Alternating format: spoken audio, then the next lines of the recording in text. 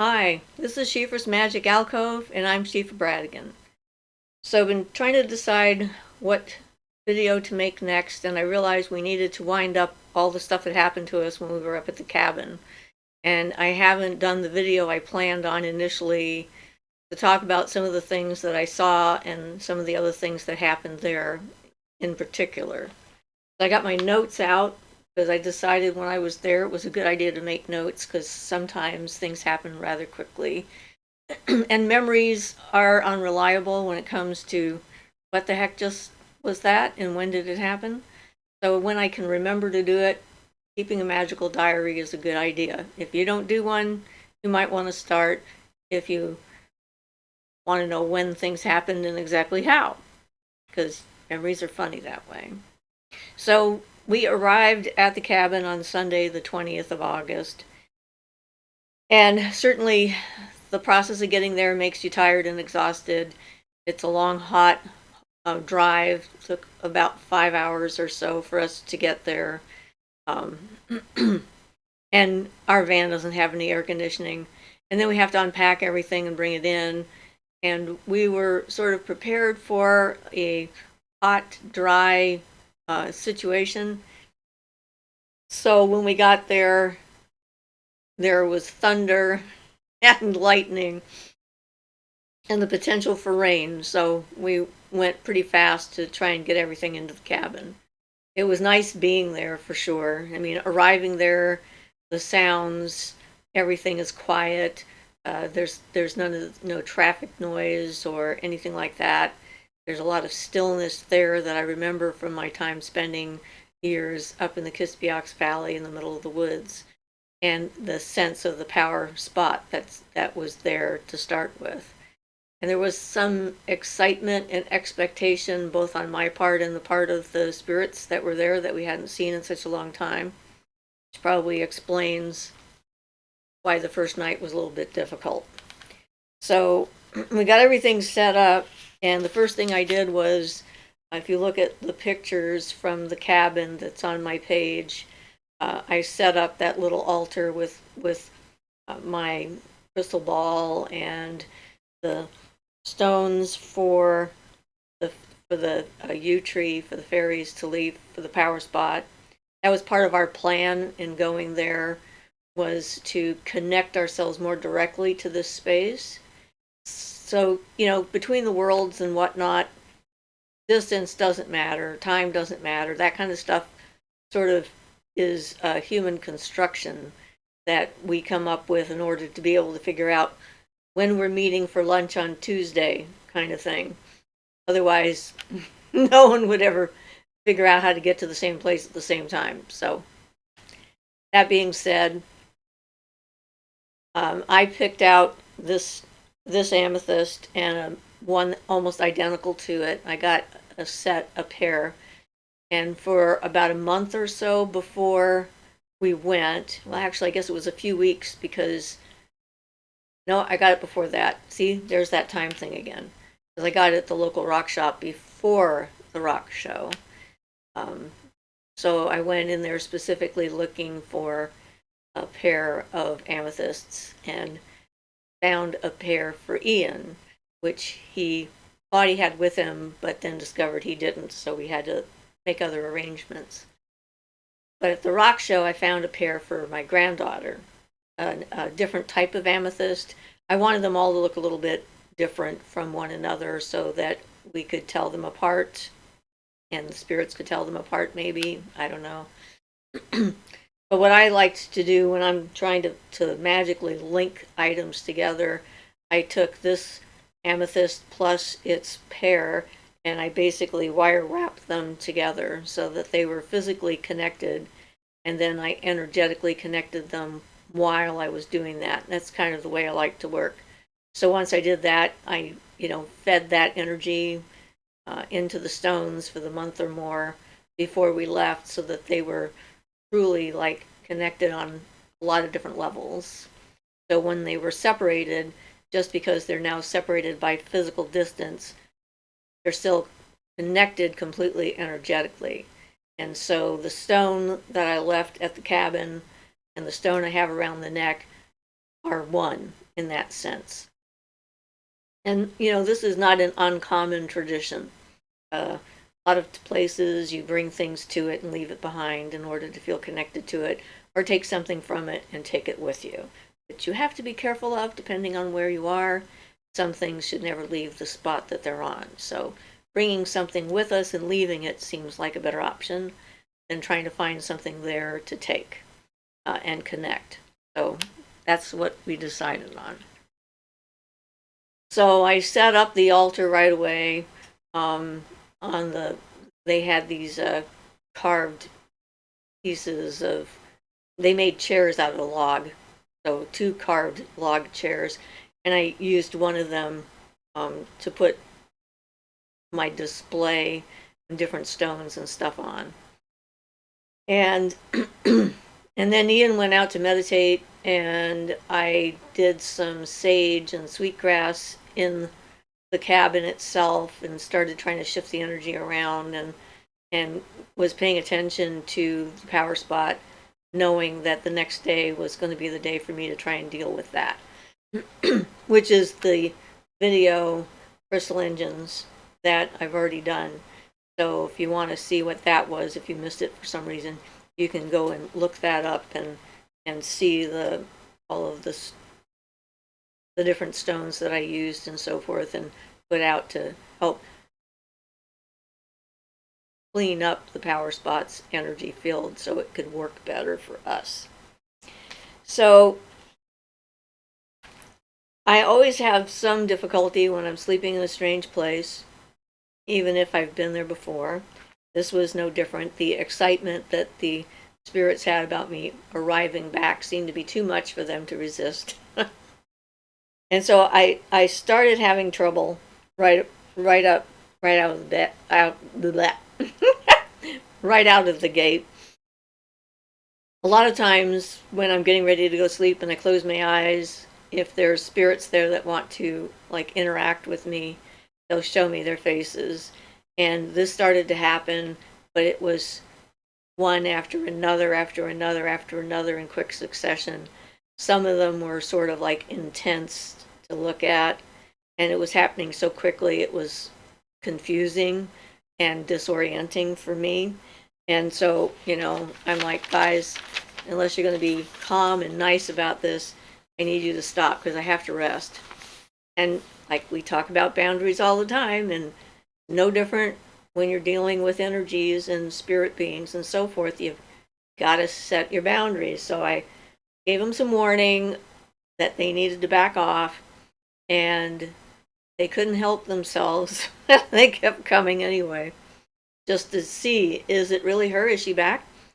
And so Ian created a stone for me out of a garnet that he charged up to just sort of block everything. There was a period a number of years ago when, for some unknown reason to us, we were under psychic attack by several different groups out there. And so we shored up our protections. And this is one of the things that came out of that.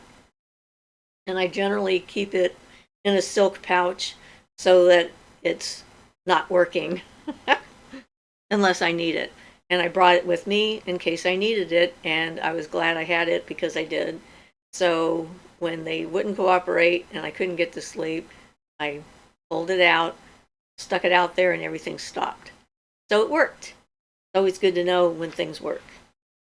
I had some very odd dreams and a lot of cramps and things, and since coming back, my spasms have shifted. I'm not having as many of them. I haven't needed to use my leg braces since we came back from this trip. I'm thinking that something has been shifted in my energetic body, and I'm interested and hopeful that that will continue. So yeah, it was interesting, but I was going through a lot of that when I first got there. I had a bunch of strange dreams, and I really couldn't make heads or tails out of the dreams. There was one, the last one I could remember I wrote down. It had powered children, so children with abilities. There was a sinking boat and a dying Alec Baldwin who attacked with laser beams in his eyes or laser beams at his eyes, and he was going down with the boat to save the children. So I guess he was being a hero or a martyr, I'm not sure. And then I got awoken by an actual creature in the cabin, a very large rat-like creature that was running around making a lot of noises, and I kept turning my flashlight on, which is kind of disruptive for feeling things. So during the night, the storm actually came in after we got everything unpacked, and so we had some actual rain, which was nice. Made us feel a little bit better with the lightning and so forth, because there's been a lot of lightning sparked fires in our state, and so that was a little bit of a concern. So the next day, I put in the raven and the crow feather in my hair, and I set up the table with my wands and everything to start to transform the energy of the power spot. And again, that's that video on energy and or crystal engines. You can see all the stuff that I did there. And then I took my fairy wand, which is not included on the table, over to the yew tree. And when I'm talking to trees about gathering their wood and so forth, how I do it varies very little.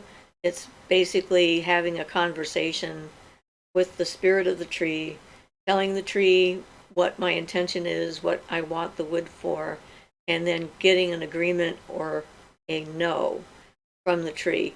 And the yew tree agreed to let me harvest more of its wood.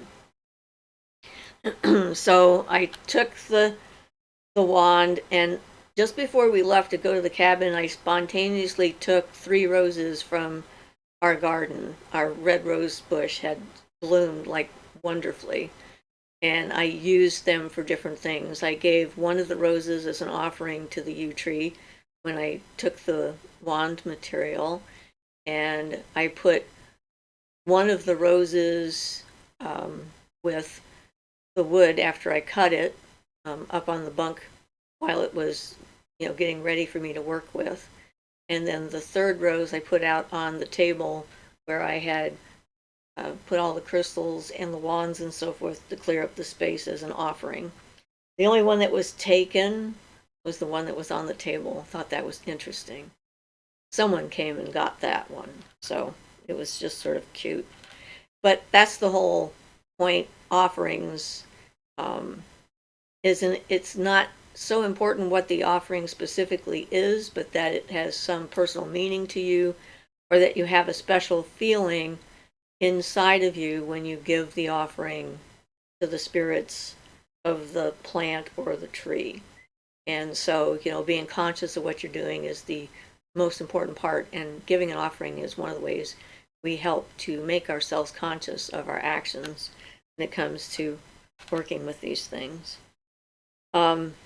So while I was waiting for that to do its thing, I started working with the yew wood that I had picked as well. Well, actually, I think I waited till the next day. And I made an offering of peanuts to the spirits. I heard some ravens. There were a pair of ravens that were sort of calling around the campground. They never actually came into the cabin area where we were, but they circled around us and called to each other, and saw them in the distance flying several times. And at this point, my eyes started to shift, and that's one of the things that really happened the first time we went to this cabin. My clairvoyant abilities just went off the charts, and I started seeing things in the sky. So my eyes started to shift, and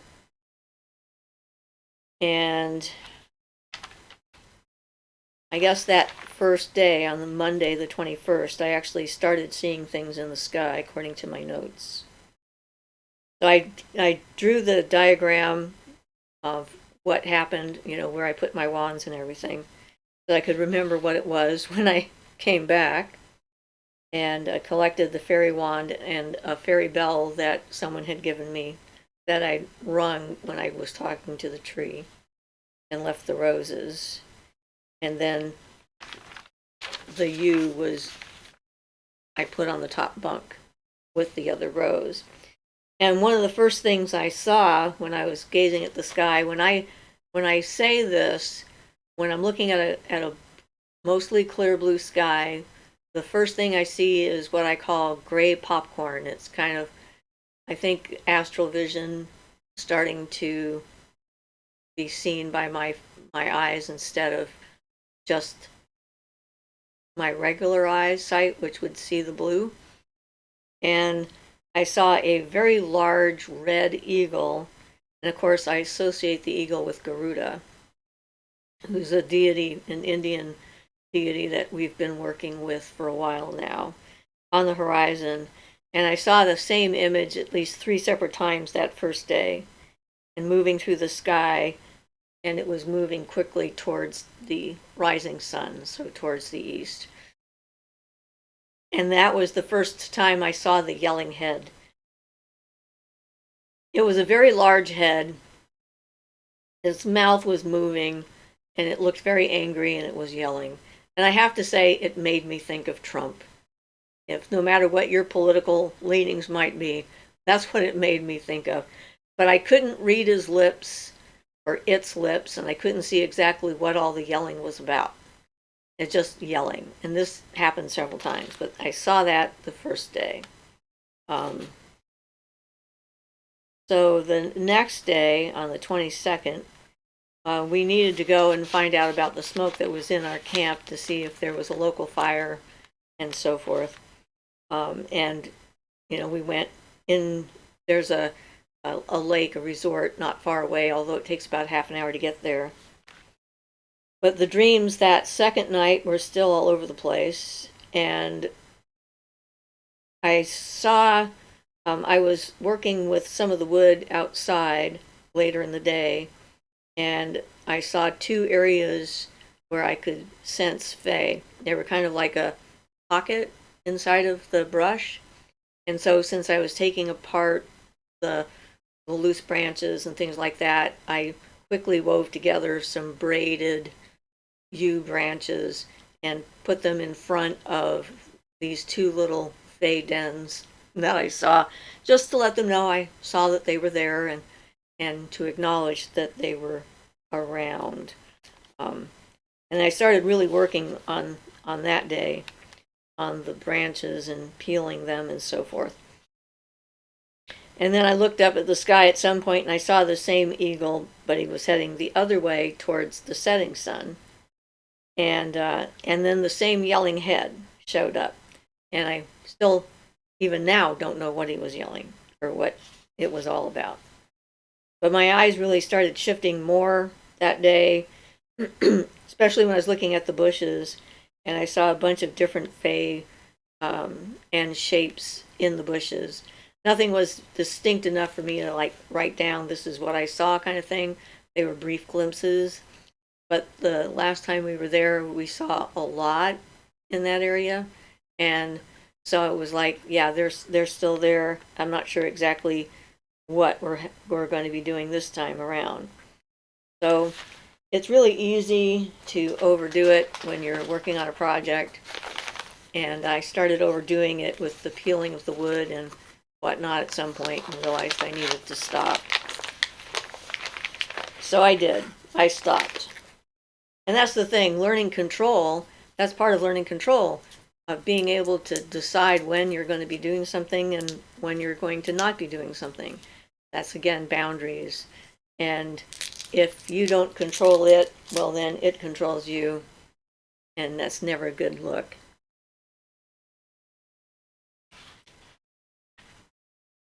So then, we played a game of cribbage and got ready and went to bed.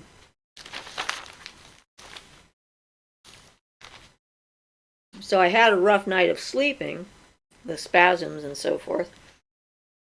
But I had some very interesting things happen just before I did get to sleep.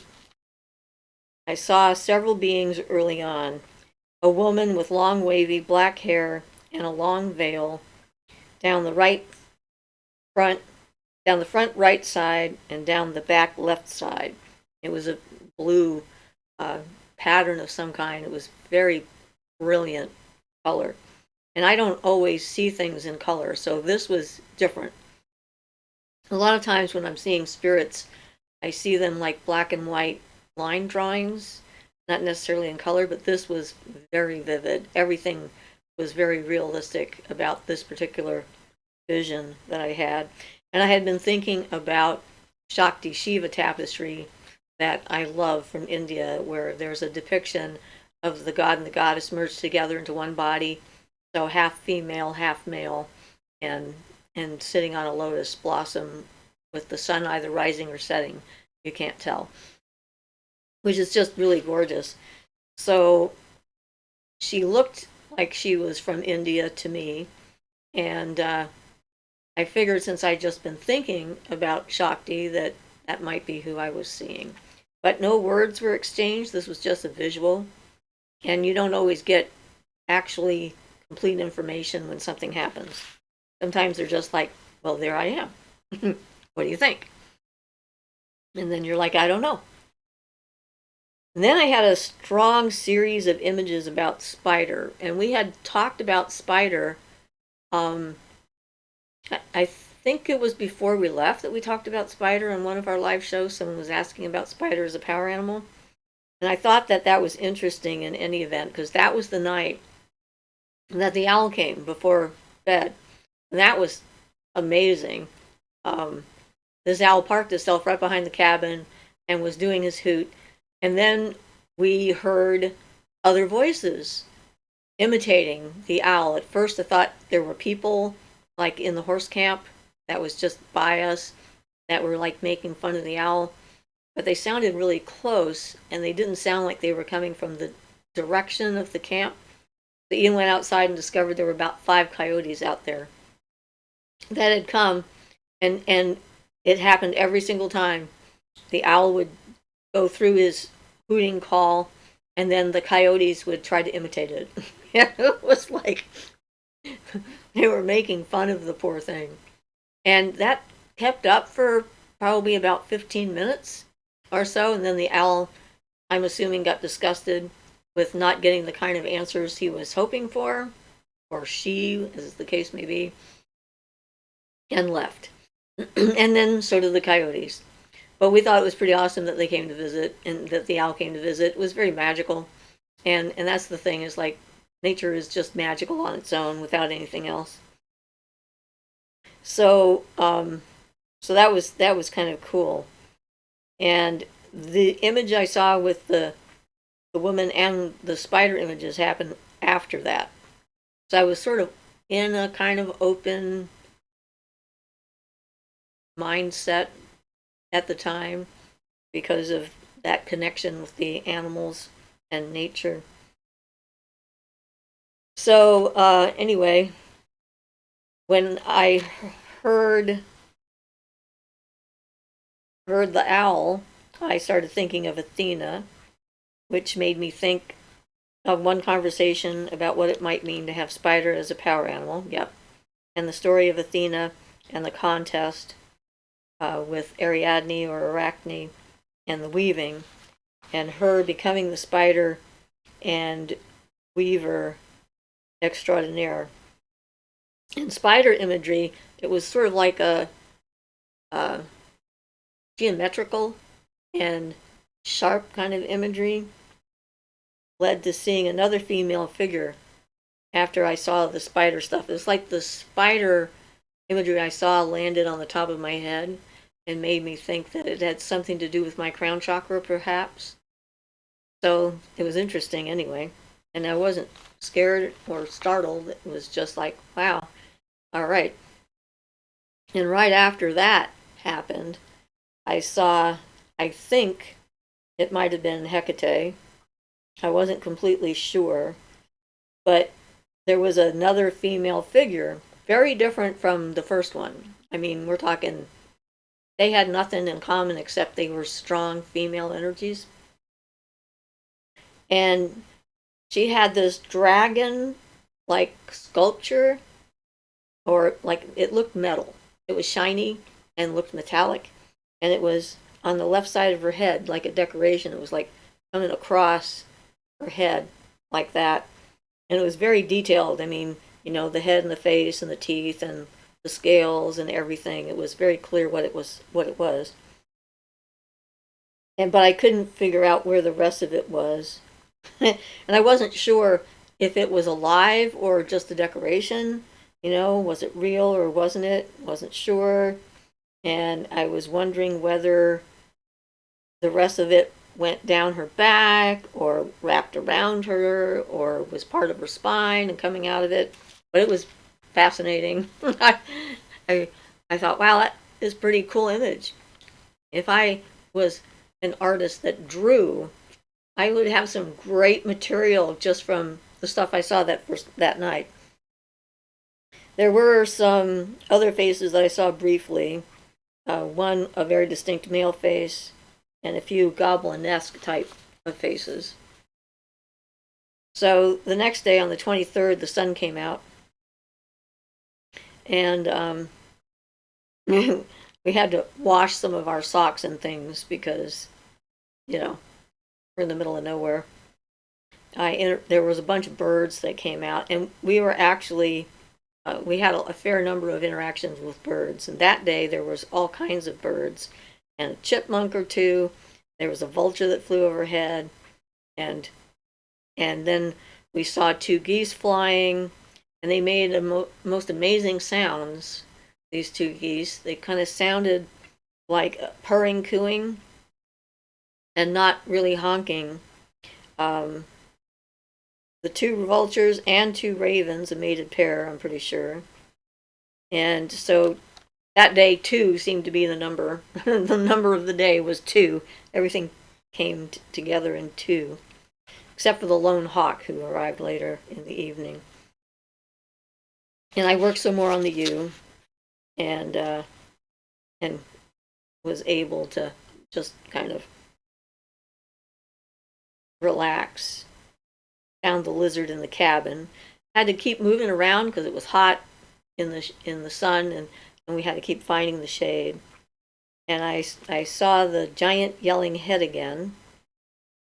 And then this was the day that I saw the goblin-like faced creature with bat wings larger than a human that flew right over top of me. Made me think of Mothman afterwards. And it was kind of interesting because I'm looking out the cabin door. The eagle was over there on the horizon in that direction. The yelling man was over here, up in the left quadrant, and just sort of shouting and so forth. And then the goblin, I mean, probably the wrong word. He had long, narrow head and long, sharp, pointy ears that came up close to his head like that.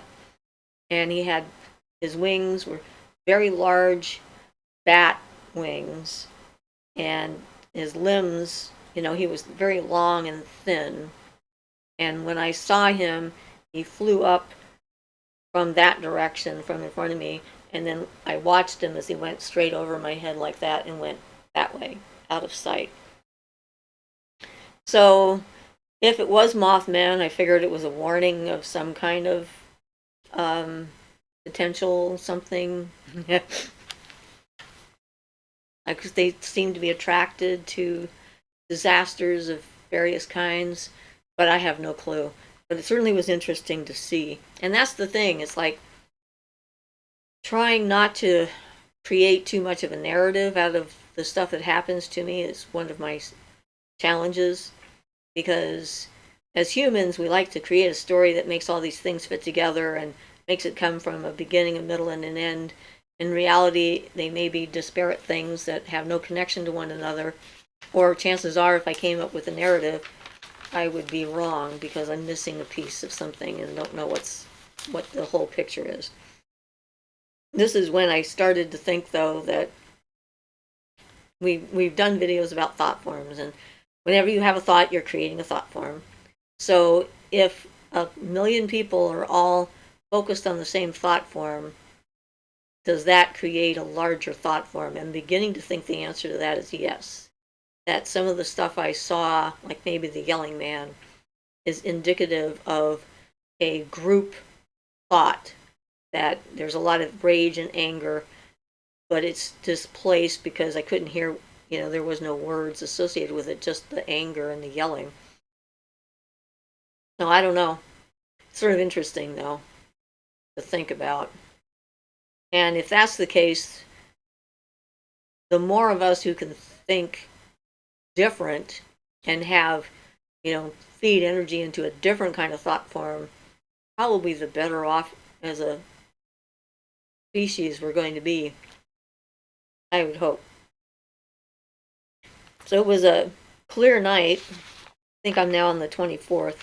That was the 23rd. And it was quite chilly. And one of the big rat-like things was in the cabin. But it was not a rat. Thinking that it might be a vole, but I haven't had a chance to look that up. So I was having a hard time sleeping and so forth. And Ian was meditating in the morning, and that was the day after he had a vision of Mother Earth beneath his feet, which was a wonderful thing that he liked that a lot, said it was okay for me to mention. He wants to do a painting of that vision, and she told him to tie a string around his left index finger to remember her. And he had a hard time getting that out after it happened earlier in the day, telling me about that. So I wrote this down after that took place, obviously, and it got really hot that day. That was the day I saw an owl figure that was humanoid, but it was static, like the Mothman thing. Although it didn't like flap, it didn't feel static. The owl thing seemed stylized. It was like the wings came out like this and had like this kind of a shape to them, and the owl's head was right there, and the whole thing kind of moved like that wherever it went. It stayed in the same position and angle. Like the eagle, when it flew, it changed shape and flew off in another direction. Its head moved and so forth. I could almost hear a sound, but the owl was different. Again, have no clue what it all means.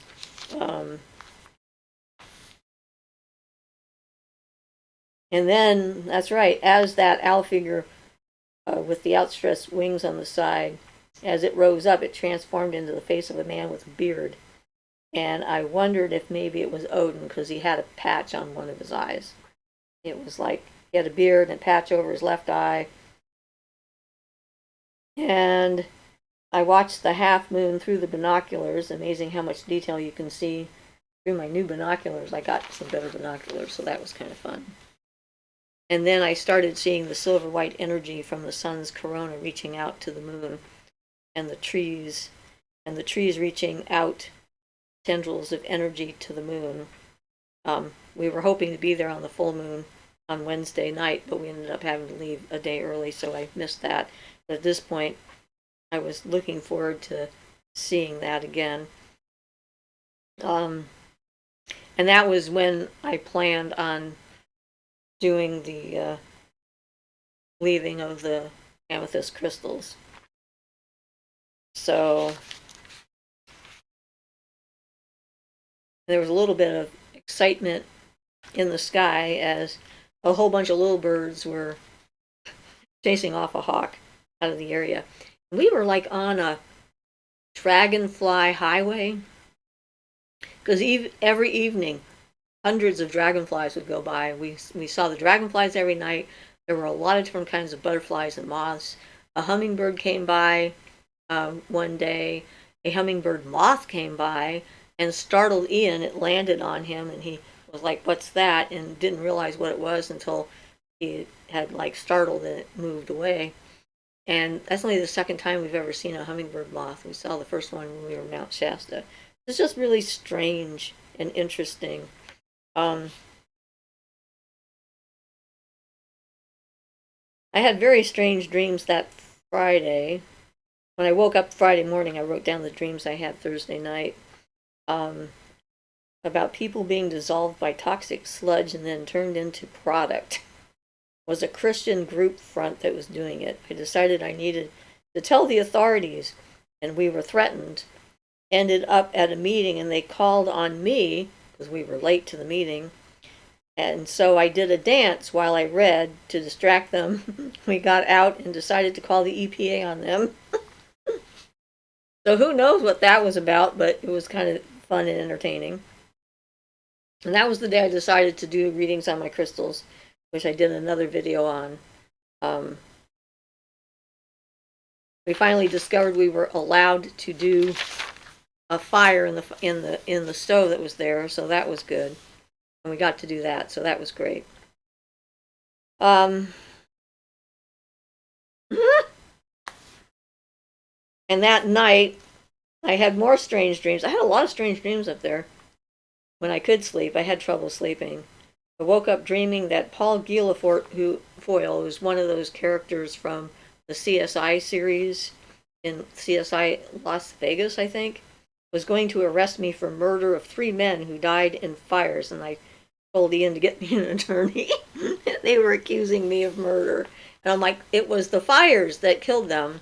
And they said, yes, but we know about you and the fires, or something like that. So who knows? Apparently I was worried. So Saturday we got up and we went to get some supplies from town. So we ended up going to White City and getting some things that we had forgotten, which was, oh man, after being out there all by ourselves and then going into town, we ended up going through Medford trying to find the Fred Meyer to get gas but just before we left to do all this, there's cows that are like the local ranchers rent grazing space from the parks department or the BLM or whatever. And so there's a herd of cows that sort of wander around. And just as we were leaving, they were coming into view. And one of them looked at me like, and when we got back, we found out that it had broken down the fence and gotten into the cabin area, apparently, while we weren't there. And like, I know it was that cow. And he was looking at me funny. So we thought that was hysterical. And I was reading a book, one of the fairy books I have, that I had interesting time with. So we're a week in, so on Sunday, I slept better the night before, so that was nice. Something came in and ate the toilet paper. I had a dream that Ian was a master packer. He managed to arrange some shipment that people said couldn't be delivered. Woke up to a dream that had the McClintocks, excuse me, I shouldn't have said their name, they're clients of mine, in it. I gained the ability to shift people who were acting like zombies back to human beings. I would touch them or send out a wave of energy and they would collapse, appear dead, then wake up as normal human beings. Wouldn't that be nice? And then went for a walk in the afternoon, and that's when I discovered a place where we could sit in the woods in the shade and not have to worry about what the sun was doing. And so then we went back and got our chairs and staves, and then Ian went ahead of me and he sat down, and he had to move because apparently some nature spirits were disturbed and frantic, and he felt their anxiety, so he moved where he was. And he was very excited about the fact that he noticed that and that he moved. And this is actually, that was when I saw the forest troll. I gazed at a spot under some tree limbs. There was a tree in that direction. Ian was behind me. The tree was in front of me. I was facing the tree, I guess I should say. And there was just some energy in there that made me feel like something is there and I should just sit and wait. So I allowed my eyes to sort of soften up and gazed at the spot under the tree limbs. And then he came into view. He wasn't in color like some of the earlier visions that I'd had in the cabin, but he was huge. And he noticed that I saw him and started shape-shifting in an attempt to make me more comfortable, I think. I think that's what it was. I told him it was fine. I was fine with his natural shape, so he shifted back into looking like he did. And I'm pretty sure he's a forest troll, is what I wrote. Might go back and check it out again if he's still there. Ian had an experience where he suddenly understood the language of bees. So that was kind of cool, too.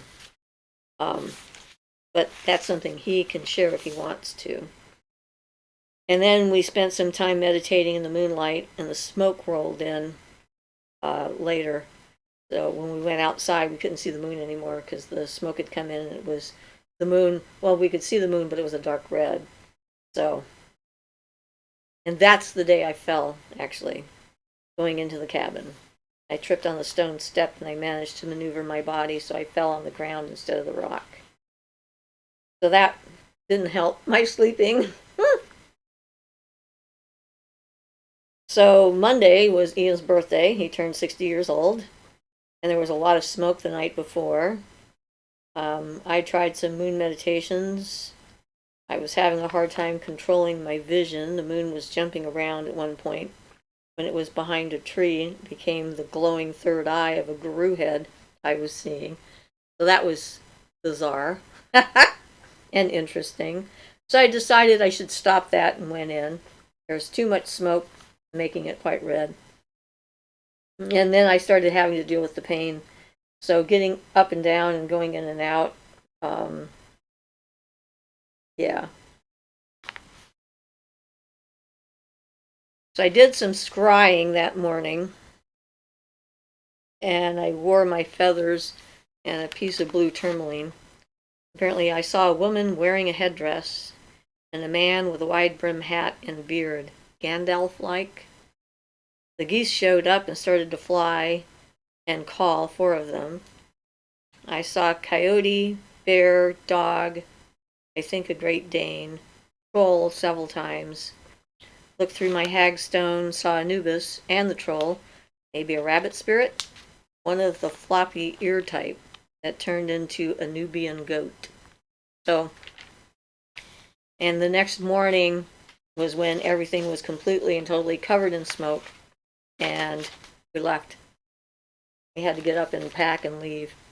So, I mean, that was 9 days, and just about every day something happened.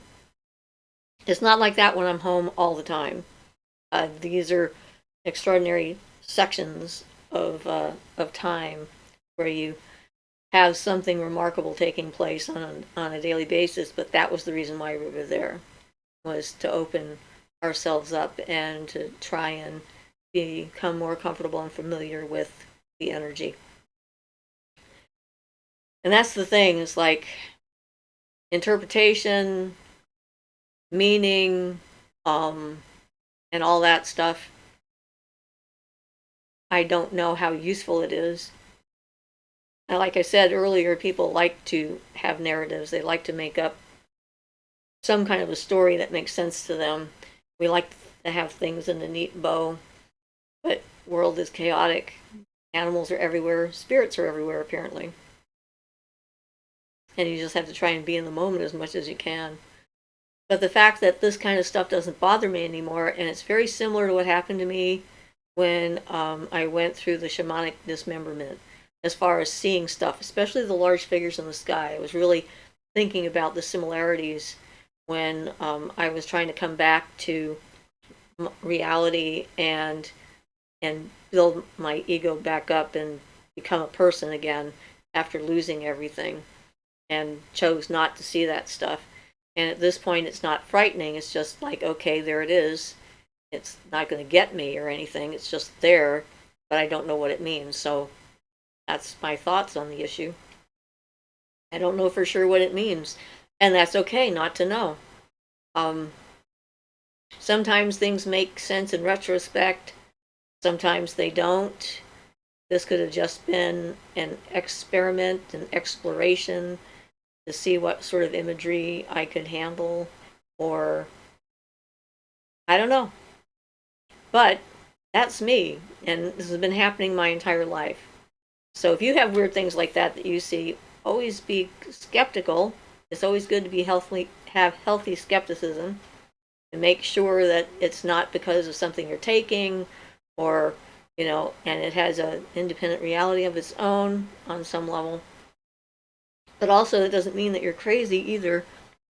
And I never answer the question, are you hallucinating? Well, I do answer the question, I always say no. Because what they mean by that and what I mean by that are two completely different things. So, yeah. That's why being grounded, centered, having boundaries is vital, especially if you have extreme abilities like I was born with. So now I'm able to explore some of those abilities more in safety and not end up in an emergency room thinking that, something is trying to eat my head. On that note, you're now caught up with what happened to us in August before we came back. And we're getting back on track with doing videos and so forth and taking your suggestions. So please feel free to ask questions and to offer subject matter that we might be either experienced in or interested in exploring further and doing a video on. Because this is for you guys to learn more and experience more and to not feel so isolated and alone in the world. One of the things I think is wonderful about this particular form of communication that we can actually take full advantage of and bring the disparate communities together and find out what the commonalities are. Because I think in general we have more things in common than we have things that are different. It's just the language and the words that we use and sometimes the interpretation of the things that we see that makes us feel like we're on a different path. So everybody, stay grounded. Have yourself a glorious week. This is Siofra's Magic Alcove, and I'm Siofra Bradigan. Blessed be.